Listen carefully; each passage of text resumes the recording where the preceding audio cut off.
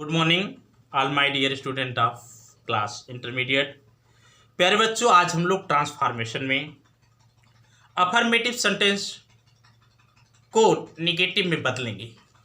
तो affirmative sentence वे होते हैं जिसमें किसी बात को स्वीकार की जाती है और निगेटिव वे होते हैं जिसमें बेटा किसी बात को अस्वीकार की जाती है। ट्रांसफॉर्मेशन का मतलब है परिवर्तन कर दिया जाए, अर्थ ना आए। तो निगेटिव सेंटेंस में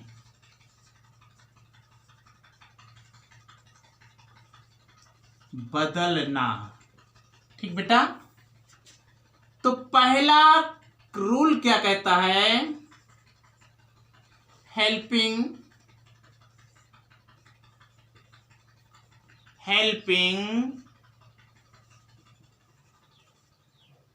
वर्ब के बाद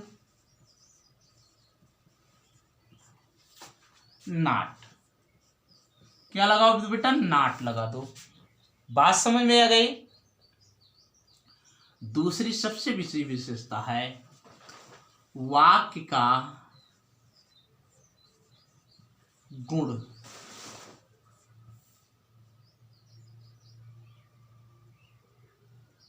बदलेगा, अर्थात मुख्य विशेषता बताने वाले शब्द का अपोजिट प्रयोग होगा।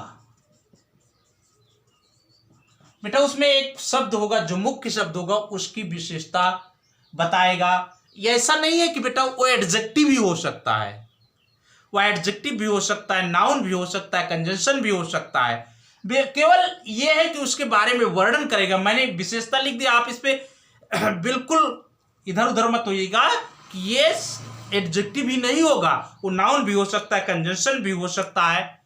उसी का ठीक उल्टा वर्ब भी हो सकता है। बेटा बात समझ में आई? ये जो विशेषता जो लिखी गई है, ये शब्द एडजेक्टिव हो सकता है, वर्ब हो सकता है। बात समझ में आई?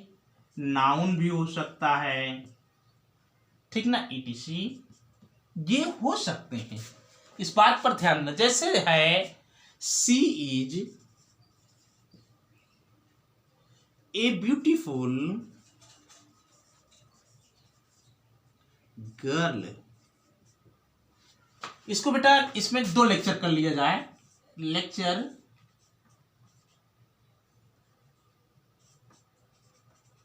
1 कर लीजिए, 2 लेक्चर में समाप्त किया जाए। सी इज ब्यूटीफुल गर्ल, वह एक सुंदर लड़की है।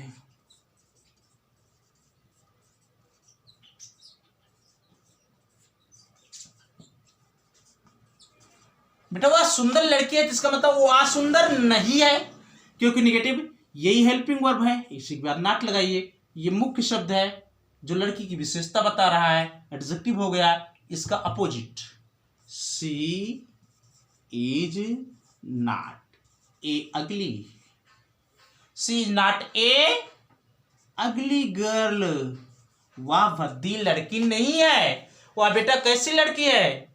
अच्छी लड़की है। माई शर्ट इज लूज, विशेषता एडजेक्टिव दिखा रहा ना, मेरी शर्ट लूज है। My shirt is not tight, shirt tight नहीं है बेटा। ही लव्स ड्रिंकिंग,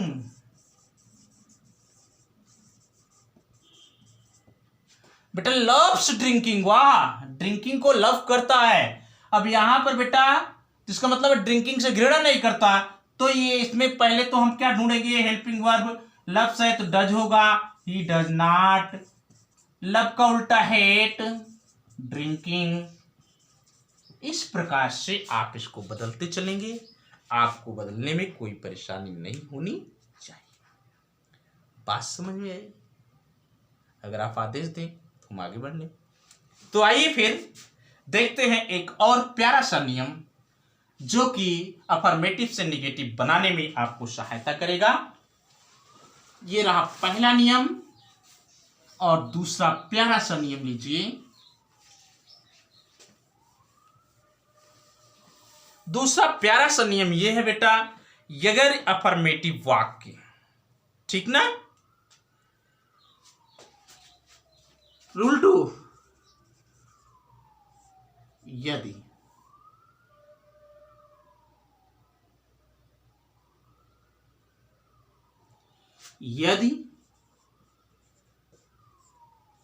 वाक्य कंपैरेटिव डिग्री में अफर्मेटिव है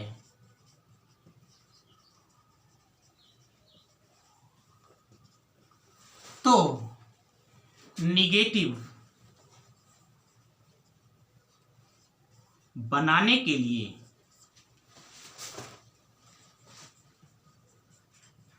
उसे पॉजिटिव में बदलते हुए नॉट का प्रयोग करेंगे।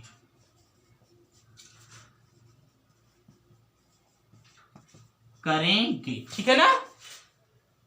इसी प्रकार से यदि वाक्य पॉजिटिव डिग्री में अफर्मेटिव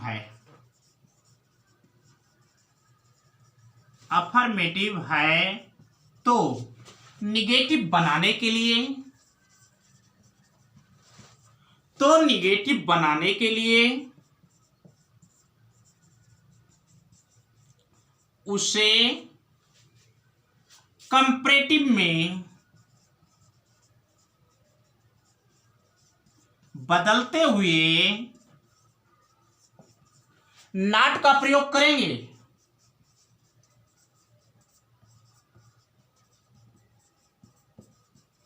ठीक बेटा ना। जैसे दिया है Ram is visor then Mohan. Ram is visor then Mohan. बेटा राम मोहन से ज्यादा बुद्धिमान है। राम मोहन से ज्यादा। ध्यान ये रहे बेटा कि वाइज इसका पॉजिटिव डिग्री है, वाइजर इसका कंपैरेटिव है, वाइजेस्ट इसका सुपरलेटिव है। कंपैरेटिव डिग्री के बाद देन आता है, जबकि पॉजिटिव डिग्री एज या सो एज के बीच में लिखी जाती है। तो बेटा ये कंपैरेटिव डिग्री है, अफर्मेटिव है। निगेटिव बनाने के लिए इसे हम पॉजिटिव में बदलेंगे। तो बेटा ध्यान ये दीजिएगा, अंतिम शब्द पहले लाएंगे मोहन, फिर वर्ब लगाएंगे इज, फिर हमको नॉट लगाना है क्योंकि निगेटिव में बदल रहे हैं। Mohan is not so wise as Ram. Mohan is not so wise as Ram. Mohan उतना बुद्धिमान नहीं है जितना कि राम। क्लियर हो गया भैया। एक और लिखिए, your brother is as wise as you. Your brother is as wise as you. बेटा आपका भाई उतना बुद्धिमान है जितना कि आप। तो अंतिम शब्द को पहले लाएंगे क्योंकि यही किए ना। तो यू, बेटा यू के अनुसार आर नॉट, वाइज का कंपैरेटिव होगा वाइजर, वाइजर के बाद देन लगेगा, फिर योर ब्रदर पहला शब्द। You are not wiser than your brother. आप अपने भाई से ज्यादा बुद्धिमान नहीं हैं। बात समझ में आई बेटा। इस प्रकार से आप निगेटिव बदल लेंगे। फिर देखिए इनका परिवर्तन करते समय सबसे पहले अंतिम शब्द आया। क्या है बेटा? अंतिम शब्द। अंतिम शब्द के बाद हेल्पिंग वर्ब आया। हेल्पिंग वर्ब के बाद आपका नॉट आया। फिर नॉट के बाद शो आया सो के बाद पॉजिटिव डिग्री आई, फिर पॉजिटिव डिग्री के बाद एज आया, फिर उसके बाद बेटा पहला शब्द आया। इस प्रकार से आपको बदल गया। और इसका परिवर्तन करने के लिए सबसे पहले अंतिम शब्द आया, अंतिम शब्द के बाद हेल्पिंग वर्ब आया, हेल्पिंग वर्ब के बाद नॉट आया, नॉट के बाद comparative degree I, comparative degree के बाद देन आया, और देन के पश्चात पहला शब्द आया। इस प्रकार से इसे आप अपनी नोटबुक में लिख लीजिए, और शेष बचे हुए इसमें के नियम मैं आपको अगले लेक्चर में लेकर के मिलूंगा। तब तक आप पढ़ते रहिए, मुस्कुराते रहिए, और मेरे वीडियो को देखिए मत, बल्कि एक एम के साथ उसे मार्गदर्शन के रूप में आप प्रयोग करते रहिए, ताकि आप आगे बढ़ें, भविष्य उज्जवल हो, और हम लोग भी खुशहाल हो जाएं आपकी सफलता को देख करके। तो नए बच्चे मेरे चैनल को जरूर सब्सक्राइब करेंगे, पुराने बच्चे लाइक करें और शेयर करें। Thanks for watching the video. मेरे चैनल का नाम है learn English with sir. Thanks for watching the video.